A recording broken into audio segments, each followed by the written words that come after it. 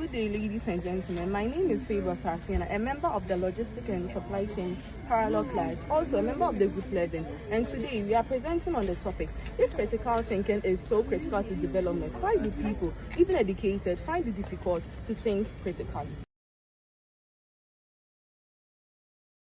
Definition of the term critical thinking. Critical thinking is defined as the intellectual discipline of actively and skillfully analyzing, conceptualizing, evaluating, and synthesizing information.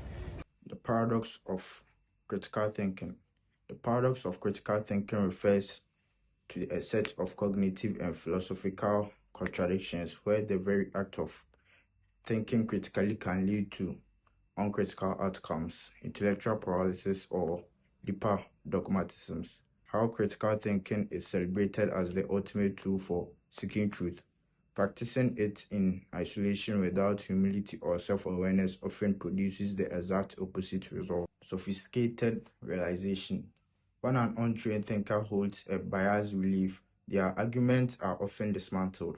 However, a skilled critical thinker knows how to construct robust arguments. High IQ weaponization of doubt. Critical thinking teaches us to be skeptical and question everything. However, taken to an extreme, this skepticism can be weaponized selectively. A person might demand an impossibly high standard of proof for ideas they dislike, whilst accepting flimsy evidence for ideas they agree with, all under the guise of just being a rigorous thinker. Thesis in critical thinking, because critical thinking is an entire field of study rather than a single book or essay. It doesn't have one official thesis statement. However, if you were to boil the core of philosophy of critical thinking down into a single overarching thesis: 1. The Socratic thesis, the examine life. The ancient roots of critical thinking agree that human beings naturally live in a state of illusion and unexamined assumptions. 2. The core argument. We cannot trust our immediate perceptions or Socratic norms.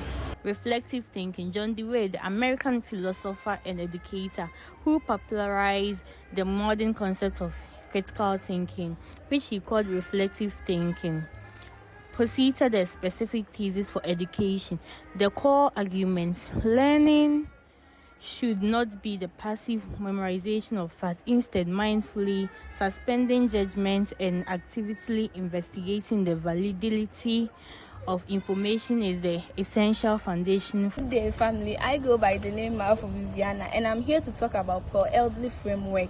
These slides argue that critical thinking is essential for real development, not just building infrastructure or growing GDP, but building a society capacity to solve its own problem, which holds that human thinking is naturally based and must be deliberately trained.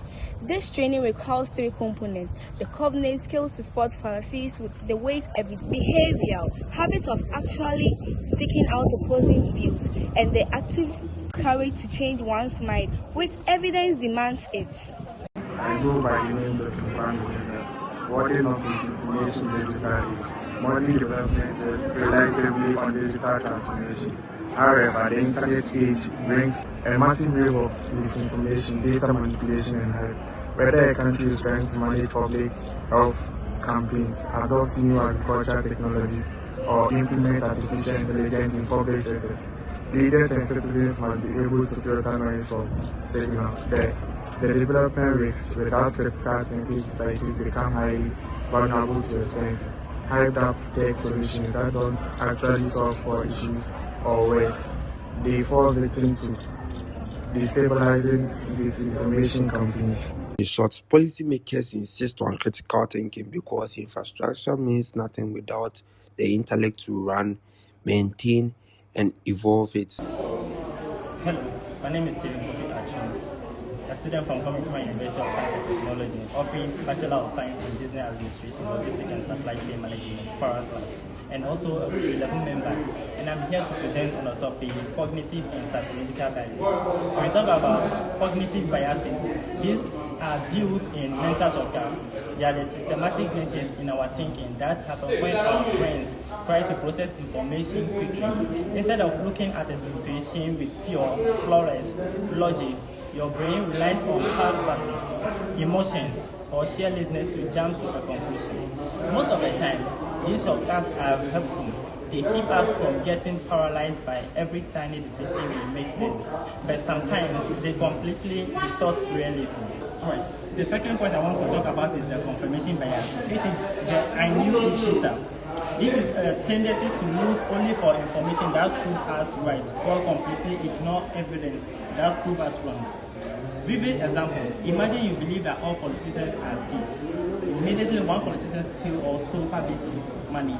You think, see, I've said it all. I knew it, but you have forgotten that same politicians are fighting for things that will better your life and others in the nation. You are only collecting data that fits your pre-existing story. The third one I want to talk about is the encourage bias, which is the first impression tag. Your brain latches onto the very first piece of confirmation it receives about the topic, using it as a reference, an anchor for everything that follows, even if that first piece of information is totally random. Give me an example. You go to shopping for a bag. The first tag you look at 20 cities. Your brain immediately anchors into 120 cities. Means the bag value then 20 cities to 10 cities. It feels like an incredible steal. If you had seen the 10 city bag first without the anchor, you might have just thought, wow, 10 city is lots of money for us. Today I'm here to talk about the availability heuristics. When you talk about the availability heuristics, your brain estimates the likelihood of an event based on how easily an example of it pops into your head. If something emotionally intense or heavily covered in the news, our brain assumes it happens all the time. Example, someone might refuse to travel by a car because they normally say those who travel by cars always encounter accidents on their way. Educational and social barriers. Cognitive bias are built in our own minds. Educational and social barriers are the extent forces that reinforces the social glitches. Educational barriers, the fact and the model of learning. Most modern education systems are designed during the individual evolution of training, which are the factors of work, not an independent thinking, but the logical way of shaping how we all learn today. Societal barriers, which is the cost of stepping out of line. Even if people develop critical thinking skills, society often erects powerful barriers that discourage them from actually using them. Society conformity and tribalism. Human beings are evolutionarily hardwired to belong to a group. Tribalism creates a massive barrier to critical thinking because questioning the group carries a lot of social cost.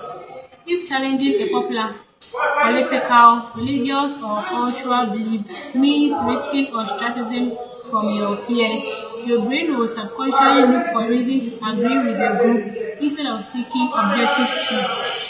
The expertise, bias, and authority. Society teaches us to defer blindly to authority figures, credentials, and titles, while respecting specialized knowledge is important. A major bias occurs when we assume that someone is with a PhD or high status is infallible. This prevents people from questioning flawed systems or asking tough questions. Leadership simply because the experts must know the best. The paradox of critical thinking. The ultimate barrier is that education often gives people better tools to defend their existing bias rather than dismantle them. A highly educated person can use their advanced language or logical skills to build incredible sophisticated justifications for an uncritical, biased belief, making them even harder to correct.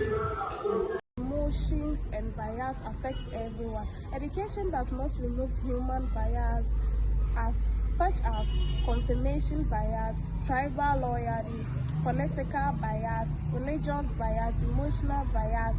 A university professor and a street vendor are both vulnerable to those psychological tendencies. Political thinking requires constant efforts to recognize and challenge personal biases. Education gives people information. Critical thinking gives people the ability to evaluate information. Education can help develop critical thinking when it encourages curiosity, debate, evidence. If education focuses mainly on memorization, obedience, or credential acquisition, a person can become highly educated without ever becoming a strong critical thinker. That is why education is valuable, but critical thinking remains a separate skill that must be intentionally cultivated.